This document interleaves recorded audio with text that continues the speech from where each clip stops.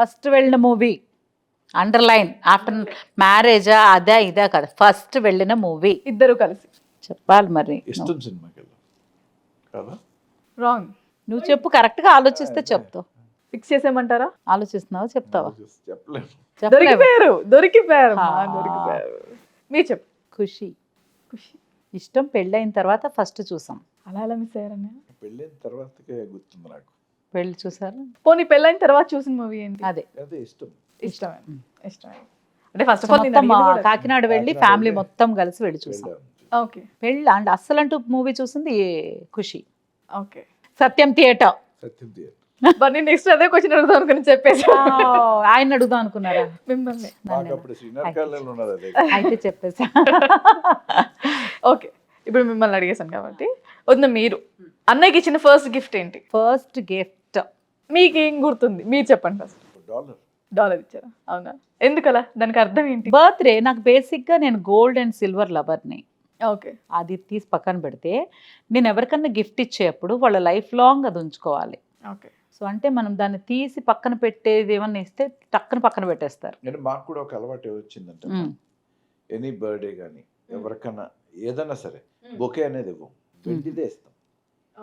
చిన్న వెండి గ్లాస్ కానీ చిన్నది ఏదన్నా. ఆ టైంకి ఎలా ఒక బర్త్డే ఫస్ట్ ఇది అనుకోండి, ఒక బాబుకి బర్త్డే లేకపోతే గిన్నె, అన్నప్రసన్న అంటే గిన్నె, గ్లాసు, లేకపోతే చిన్న ఉంగరాలు, పెళ్ళవుతుందంటే ఒక 2 గ్లాసులు అలా అనమాట. నేను చెప్తాను. చెప్తారు.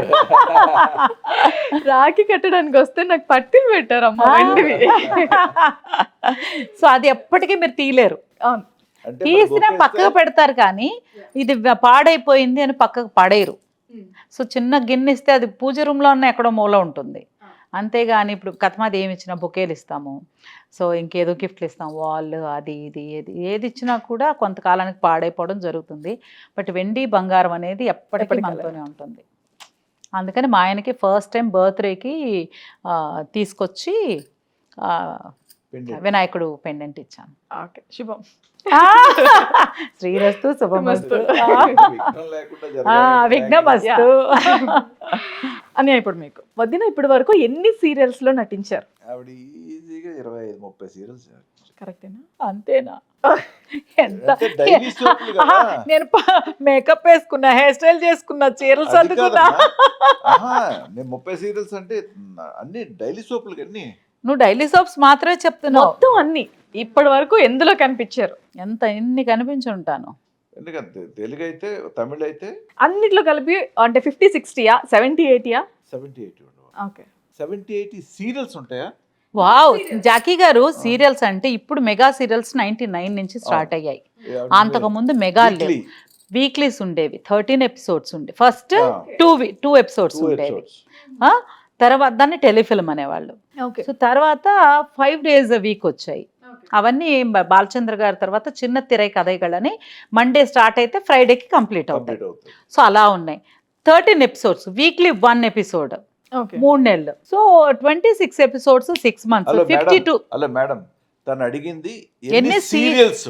సీరియల్ అంటే ఏంటి జాకీ? 13 ఎపిసోడ్స్ సీరియల్ కాదా? వైదేహి ఏంటి చెప్పండి? సిరీస్ అంటారు అట్లా. ఇప్పుడు మార్చాం మేము. ఇలాగే మేనేజ్ చేస్తారు. ఎన్ని సీరియల్స్ చేశారు? సీరియల్స్ అసలు ఎన్ని బొమ్మల్లో అంటే ఎన్ని రకాల కథల్లో కనిపించాను. బాగుంది కదా? ఎన్ని రకాల కథల్లో కనిపించాను. ఓడిపోయారు అన్నయ్య. 2 ఫ్లాస్ మీరే చెప్పారు. ఈ రౌండ్ లో అమ్మాయి గెలిచారు. Thank you. రవీంద్రబాద్ బుక్ చేయండి. ఇంకా రవీంద్రబాద్ ఇంకా అక్కడే ఉన్నారు. అక్కడ అంత దూరం తీసుకెళ్తారు జాకర్. పక్కన ఇంకేమున్నాయి ఇక్కడ? ఇక్కడ ఇది కంప్లీట్ చేసే ముందు అమ్మ మీకు ఎన్ని లాంగ్వేజెస్ వచ్చు? మాకు తెలుసు ఒక 5 లాంగ్వేజెస్ వరకు మీకు వస్తుంది అని మాకు తెలుసు. మీ మాటల్లో మీరు చెప్పండి. స్పష్టంగా తెలుగు, చక్కగా తమిళ్, ఈ 2 వచ్చు. ఓకే. చక్కగా చదివింది నేను తెలుగు మీడియం.